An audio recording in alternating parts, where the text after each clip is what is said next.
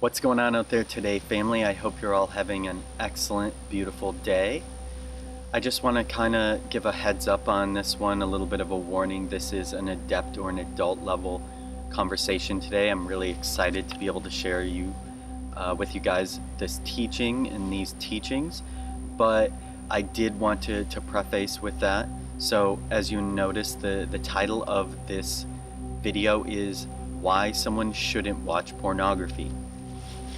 Now, before I can really get into that topic specifically, the first things that I need to present to you all are basically the tantric or sexual nature to existence or reality itself.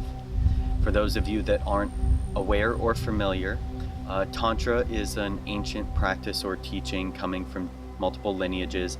It comes from Kemet, it comes from Hinduism, Buddhism, these different lineages. You may have seen before these different pieces of artwork or depictions of the male and the female coming together. Oftentimes in the Buddhist depiction, they'll be kind of in a lotus position. The female counterpart, which is the dakini, will be on the lap of the male counterpart. Now, the reason that these teachings exist and are out there is basically because the student or the initiate of the lineage, after years of study into the certain path, essentially they will decide that they are ready, or the spirit or the dakini or the deity will decide that they are ready to take it to the next level of receiving deeper levels of knowledge and teachings. Now, to kind of explain the tantric nature of reality, I'm going to use the example of our interaction with a plant. So all interactions in this reality have a sexual nature to them. Let's take cacao, for example. So when you begin to open your third eye or your spiritual faculties, you will begin to see that everything around you has some sort of spirit or spiritual nature to it. When we enter into a relationship with, let's say, a plant such as cacao, basically we are taking this plant into our body, which already we have something sexual there. Something is entering into something else. So we are taking this plant into our body. Now, the way that our masculine aspect, because we all in this reality have a feminine aspect and a masculine aspect. So the aspect of us that is masculine enters into this feminine aspect of this plant spirit. The way that this looks is that when we enter into this plant spirit, then we receive things such as, with cacao, kind of that wonderful, blissful feeling that we all really love. If we do it in kind of like a more sacred way, we'll feeling our heart space opening up, and we'll really begin communicating and feeling a bond with everyone around us. Now, the way that the flip side of this works is, of course, the masculine aspect of the plant enters into us. And what this looks like is the masculine aspect of the plant now gets to have an experience through our body, so through our senses and our experience. Now, oftentimes these types of relationships, as any type of relationship, can become abusive. What this looks like is,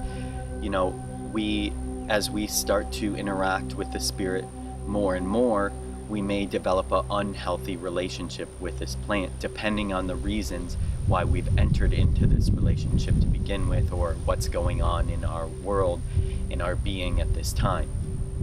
Oftentimes what this may look like is starting to feel we need that plant, or we need this chemical or this thing to excite a certain experience within us, because we have a lack of connection with our own inner supreme being nature. So we may begin to have an abusive relationship where our masculine aspect enters into the feminine aspect of this plant very frequently and in a way that isn't very healthy and give and take.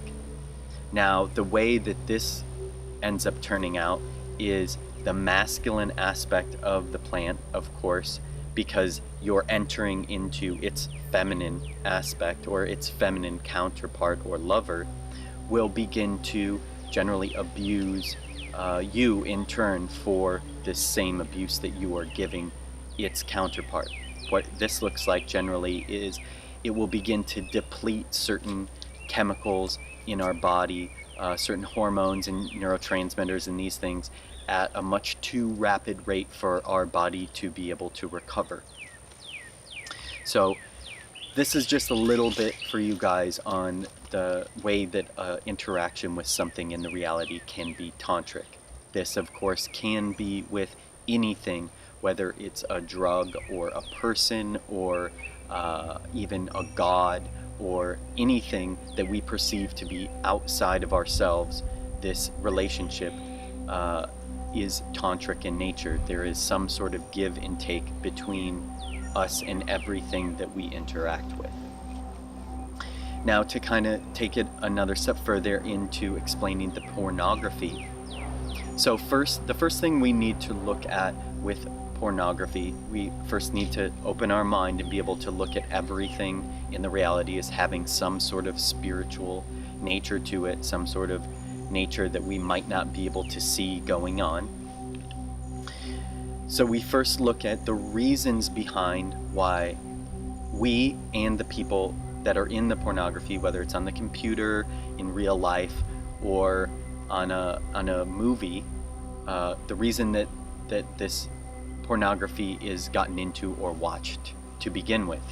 So generally, when a man or a woman enters into the workforce or the realm of pornography, they usually enter into that relationship from a very abused place to begin with, because they are not tapped into their own inner self-worth due to maybe some sort of past emotional traumas or history that they have.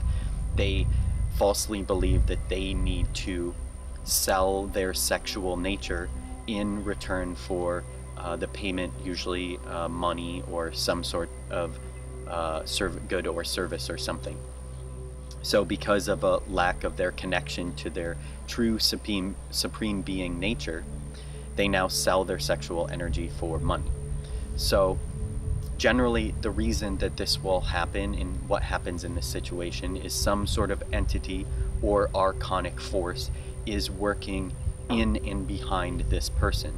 So the reason that this happens is because this person has, at a point of low energy, they then invite this archonic spirit to interact with them in exchange for certain things. In this case, the person really needs to feel a sense of self-worth, and they need some money. So they have this archonic spirit that's kind of controlling them behind the scenes subconsciously, having them continue to enter into the pornographic world. The reason that these energetic forces do this is because, of course, on a grander scale, now the viewers of this pornography are now feeding that energy and that entity more energy. And let me explain how this is possible. So the sexual force within the body is the life-giving force. The sexual energy within the body is what animates our body, is what gives it life. Now, the way that we can see that this is true is because, of course, when we enter into a sexual relationship between a man and a woman, we can give a child life. Now, as long as everything is working properly, of course, our masculine or feminine energy can interact with another human being and produce a life. This is how we know we are, in fact, supreme beings, because we can create life. So, that being said, when we expel this energy outside of us, and it does not go into creating a life, it still has to go somewhere. This is a massive amount of energy that still has to go somewhere. So when we are watching these materials, or even maybe we are playing out these scenarios in our mind, that energy still goes to some sort of spiritual entity, thought form, or something of this nature. Generally, this can end up in kind of a downward spiral, just as a drug addiction does, where more and more energy is needed, different types of scenarios in order to ensue the same feeling. So the energy that is now outside of the body requires more energy from the person to get its high, and the person that is giving the energy, of course, needs this more kind of twisted, intense scenario generally to get its high. So this is just something to be aware of. Of course, you know, maybe you might want to enter into this type of relationship, and of course that's fine. But I do feel that this is, of course, a downward spiral because, of course, any sort of interaction like this, we are disconnecting ourselves, draining our energy from the inner connection of knowing that we are the supreme being. And this is important to bring forward into our daily life with in any interaction. So just something to take out of all this is, you know, start looking at the interactions around you with the different things in your life, and ask why you're in these relationships with these different foods, these chemicals, these beings. What are you giving and what are you getting out of it?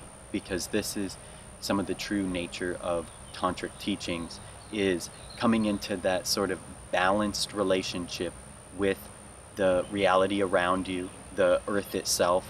Your relationship with the earth itself is a tantric one in nature, while in one aspect it is your mother, because it is providing you with these different things that you need to grow up, the experiences that you need to become an adept adult being. It is also a tantric nature. So you have a give and take with the earth, the being that has provided you with this body and this life. So I hope you all can gained something out of these teachings today. I was so happy to share them with you. This is really just kind of part one of this type of teaching. I'm going to be doing more for sure on this in the future, but I was so thankful to be able to share this with you. I hope you all are having an excellent day.